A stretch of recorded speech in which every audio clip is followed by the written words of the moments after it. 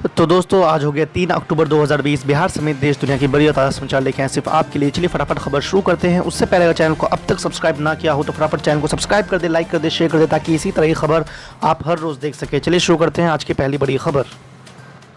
हाथरस की घटना के विरोध में दिल्ली के जंतर मंतर पर प्रदर्शन में शामिल हुए भीम आर्मी चीफ चंद्रशेखर आज़ाद ने कहा है कि जब तक यूपी के मुख्यमंत्री इस्तीफा नहीं दे देते हैं और इंसाफ नहीं मिल जाता है तो हमारा संघर्ष जारी रहेगा। भीम आर्मी चीफ ने कहा है कि मैं सुप्रीम कोर्ट से अनुरोध करता हूं कि वो पूरे मामले में स्वयं संज्ञान ले। आपको बता दें कि हाथरस में दलित लड़की से हैवानियत के बाद मौत और उस पर राज्य सरकार के रवैये का मामला तूल पकड़ता जा रहा है और सभी विपक्षी दल इस घटना को लेकर योगी सरकार पर लगातार हमलावर है। इसी को लेकर आज कांग्रेस, आम आदमी पार्टी और भीम आर्मी ने योगी सरकार के खिलाफ मोर्चा खोल दिया है।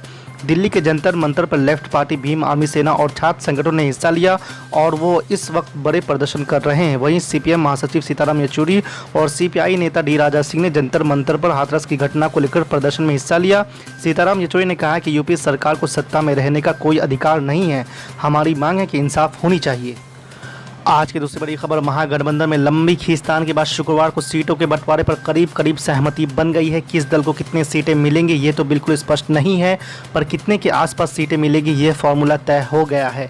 शनिवार को सीटों के बंटवारे की घोषणा संभव है। उधर एनडीए में भी अभी बातचीत जारी है, खासकर लोजपा को लेकर फॉर्मूला तय होने में पेच फंसा हुआ है।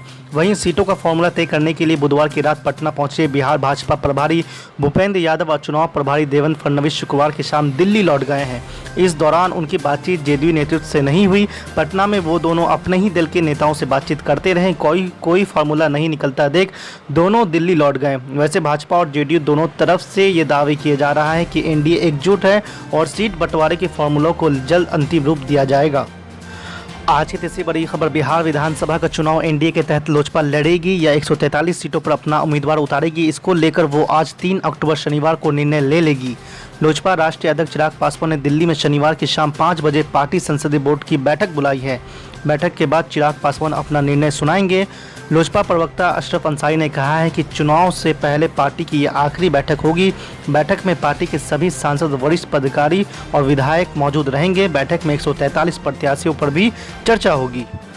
आज की चौथी बड़ी खबर, वंचित बहुजन अघाड़ी के प्रमुख प्रकाश अंबेडकर बिहार विधानसभा चुनाव में प्रगतिशील लोकतांत्रिक गठबंधन को समर्थन देंगे। जन अधिकार पार्टी के अध्यक्ष और प्रोग्रेसिव डेमोक्रेटिक अलायंस के संयोजक राजेश रंजन और पप्पू यादव के साथ गुरुवार को आयोजित एक प्रेस कॉन्फ्रेंस में उन्होंने इस बात का ऐलान किया। इसी के साथ आपको बता दें कि जाप अध्यक्ष ने बिहार में सरकार और विपक्ष दोनों पर हमला करते हुए कहा है कि एक तरफ सांप्रदायिकता है तो दूसरी तरफ जातिवाद है और तीसरी तरफ हमारी पीडीए का मानवतावाद है। उन्होंने नीतीश कुमार पर आरोप लगाया है कि उनके पास कोई मुद्दा नहीं है। उन्होंने कहा है कि लोग कहते हैं कि नीतीश कुमार के सामने कौन है, मैं कहता हूं नीतीश कुमार के सामने पूरा बिहार का युवा, बिहार की बेटी, दलित, वंचित समाज और प्रवासी मजदूर है। इसी के साथ आपको बता दें कि एलजेपी अध्यक्ष चिराग पासवान के बारे में सवाल पूछे जाने पर जाप अध्यक्ष ने कहा है कि अगर वो बीजेपी का साथ छोड़ते हैं तो ज़रूर उनका साथ लिया जाएगा। उन्होंने स्वर्णों को भी अपने साथ लेकर चलने की बात कही है। आज की पांचवी बड़ी खबर, ऑल इंडिया मजलिस इत्तेहादुल मुस्लिमीन के बिहार प्रदेश अध्यक्ष अख्तरुल ईमान लड़ेंगे बिहार विधानसभा का चुनाव। अभी देखिए जल्द ही उसका ऐलान किया जाएगा। पार्टी ने जो कि बड़े पैमाने पर इलेक्शन लड़ने का फैसला किया, कोविड की वजह से हमारा संगठन का काम नहीं हो सका, जिसकी वजह से हम सीमित सीटों पर इलेक्शन लड़ने जा रहे हैं। ऐसी परिस्थिति में हमारे राष्ट्रीय अध्यक्ष का आदेश है कि मैं चुनाव लड़ूं। उस सिलसिले में जल्द ही क्षेत्र का ऐलान किया जाएगा। अब बात तो बहुत सारे लोगों से चल रही है, जब निर्णय हो जाएगा तो खबर आप लोगों के माध्यम से तो जनता के पास जाएगी। आज की छठी बड़ी खबर, ऑल इंडिया मजलिस इत्तेहादुल मुस्लिमीन के औरंगाबाद से सांसद इम्तियाज जलील का फूटा हाथरस मामले को लेकर गुस्सा। पार्टी के एक सांसद आजम खान साहब, उस वक्त स्पीकर एक लेडी थी और उन्होंने अपने तकरीर के दौरान कुछ ऐसे जुमले बोल दिए थे जिसकी वजह से भारतीय जनता पार्टी के जितने भी सांसद थे वो आग बबूला हो गए थे। आजम खान साहब ने ये कहा था कि ये स्पीकर जो एक महिला है वो मेरी बड़ी बहन के समान है।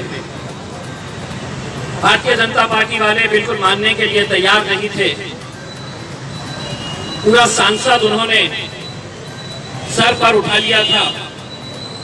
आजम खान साहब को मजबूर किया गया था कि आपने माफी मांगना चाहिए, क्योंकि आपने महिलाओं के खिलाफ गलत शब्दों का इस्तेमाल किए थे। मैं उस वक्त मैं संसद के अंदर मौजूद था। आजम खान साहब ने माफी मांगने के बाद भी जितनी भी भारतीय जनता पार्टी की महिलाएं सांसद थी, उन्होंने ये मांग किए थे कि आजम खान के खिलाफ सख्त से सख्त कार्रवाई होनी चाहिए। सिर्फ एक जुमले के ऊपर अगर ये पूरी महिलाएं भारतीय जनता पार्टी की और उनके सहयोगी पार्टी की अगर सिर्फ एक जुमले के ऊपर इतनी आग बबूला हो सकती है, तो उसी भारतीय जनता पार्टी के राज्य के अंदर मेरी एक बहन की इज्जत लूटी जाती है और ये पूरे के पूरे खामोश बैठे हैं। इससे ज्यादा अफसोस और शर्म की क्या बात हो सकती है। ये घटना होने के बाद सरकार किस तरह से रातों रात उस बच्ची की लाश को जला दिया जाता है और उसके बाद उसके परिवार तक कोई पहुंच न सके, सच्चाई बाहर निकल न सके, तो पुलिस का किस नंगा नाच वहां पर देखने को मिल रहा है। ना मीडिया वालों को वहां पर जाने की इजाजत दी जा रही है, ना कोई और वहां पर जा सकता है, बल्कि हद तो ये हो गई है कि वहां का डीएम जाकर उसके परिवार वालों को धमकाता है। दोस्तों, किस दौर के अंदर हम जी रहे हैं, इस बात का हमें अंदाजा लगाना चाहिए।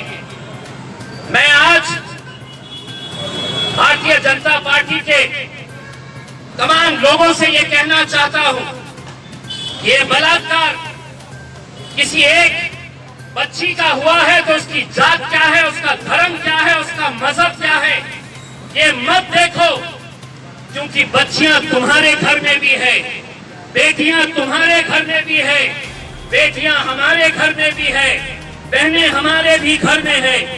अगर आज उसे राजनीति के चश्मे से अगर देखेंगे तो शायद कल बहुत देर हो चुकी होगी। मैं आज जिस तरह डॉक्टर साहब ने बताया है कि आज हम एक ऐसे दौर के अंदर गुजर रहे हैं जहां पर डॉक्टर बाबा साहब का अंबेडकर जी का संविधान कहां है, कैसे खत्म किया जा रहा है धीरे धीरे, ये आप हर रोज देख रहे हैं। इंसाफ की किस तरह से धज्जियां उड़ाई जा रही है। अगर आज इस मुल्क के अंदर हमारा यकीन किसी के ऊपर है तो हाँ, हमारा यकीन सीबीआई पर था, हमारा यकीन सुप्रीम कोर्ट के ऊपर है, हमारा यकीन लोकसभा के ऊपर है, पार्लियामेंट के ऊपर है। लेकिन अगर यही संस्थाएं अगर खुलेआम अगर आज कानून की, संविधान की धज्जियां उड़ाने जा रहे हैं, तो ये बहुत अफसोस की, शर्म की और बहुत एक खतरे की घंटी हमको सुनाई दे रही है। दोस्तों, 500 साल पहले कैसी मंदिर गिराई गई थी, किसने मस्जिद बनाई थी, उसका पूरा ब्यौरा आपके पास है। 500 साल पहले क्या हुआ था, इसका पूरा हिसाब आपके सामने आपको दिखाया जा रहा है। लेकिन 28 साल पहले जब वो मस्जिद ढाई गई थी, पूरी दुनिया ने देखा था, पूरी दुनिया देख रही थी टेलीविजन के ऊपर कि वहां पर कौन कौन लोग गए थे, कैसी कैसी बातें कही गई थी, कैसे कैसे नारे लगाए गए थे। और अगर आज अदालतें ये फैसला करती है कि ये नहीं, ये सब बाइज्जत बरी हो रहे हैं, तो आप सोचिए कि आने वाला कल कैसा रहने वाला है। हम लड़ेंगे, हम इंशाल्लाह जितनी हमारी ताकत है हम लड़ेंगे। ये लड़ाई किसी एक मजहब की नहीं है, ये बलात्कार को हम किसी एक मजहब के चश्मे से नहीं देख रहे हैं। एक जवान बच्ची की इज्जत लूटी जाती है और रातों रात अगर उसके बॉडी को वहीं पर पुलिस की निगरानी के अंदर, पुलिस के हाथों अगर उसे जलाया जाता है, तो सोचिए उसके परिवार की पीड़ा, सोचिए उसके माँ बाप, उसके घर वालों की क्या हालत होगी। ये एक बच्ची जिसका अंतिम संस्कार भी उनकी मौजूदगी में नहीं कराया गया। ये अगर गुंडा राज नहीं है तो क्या है? और क्यों नहीं वही भारतीय जनता पार्टी के लोग बाहर निकलकर इसकी निंदा कर रहे हैं? क्यों नहीं वो लोग भी इस तरह का अपना गुस्सा जता रहे हैं। ये महज 40-50 लोग अगर हम यहाँ पर इकट्ठा हुए हैं तो सिर्फ इसलिए कि कल जब हमें परमिशन दी गई तो हमें बताया गया कि 20 लोग से ज्यादा नहीं रहने चाहिए, 30 लोग से ज्यादा नहीं रहने चाहिए। हम भी अगर चाहे तो आज औरंगाबाद शहर के तमाम जाति, धर्म और मजहब के लोग सड़कों के ऊपर निकल कर आएंगे। अगर इसी तरह की जुल्म और ज्यादतियां चलती रही तो हमारी भी बर्दाश्त करने की एक सीमा है। हम भी एक हद तक बर्दाश्त करेंगे, लेकिन जिस दिन हमारी बर्दाश्त करने की सीमा खत्म हो जाएगी तब हम भी सड़कों के ऊपर निकल आएंगे। जब हम देखेंगे कि जो कानून जिसकी जिम्मेदारी है रक्षा करना, अगर वही भक्षक हो जाएगा तो कहीं ना कहीं ये जनता को, समाज को सड़कों के ऊपर आना पड़ेगा। हमारे मतभेद होंगे, कांग्रेस पार्टी के साथ हमारे राजनीतिक वैचारिक मतभेद हो सकते हैं और है, लेकिन उस पार्टी के सबसे प्रमुख नेता राहुल गांधी के गिरेबान तक अगर पुलिस चले जाती है, अगर उसका गला पकड़कर उसे नीचे गिरा देती है तो हम निंदा करते हैं और हम ये कहना चाहते हैं कि ये लोकतंत्र के अंदर राहुल गांधी को अगर गिराया गया है तो कांग्रेस के साथ हम भी इस मुद्दे के ऊपर खड़े हैं और हम भी राहुल गांधी को ये कहना चाहते हैं कि हमारे वैचारिक मतभेद होंगे, हमारे राजनीतिक मतभेद होंगे, लेकिन तुम्हारे गिरेबान तक अगर कोई हाथ डालेगा तो वो हाथ को काटने की ताकत मजलिस इत्तेहादुल मुस्लिमीन के अंदर है। क्योंकि आज अगर वो राहुल गांधी तक पहुंच सकते हैं तो कल वो मेरे ख्याल बैरिस्टर असदुद्दीन अवैसी तक भी पहुंचने की हिम्मत रख सकते हैं।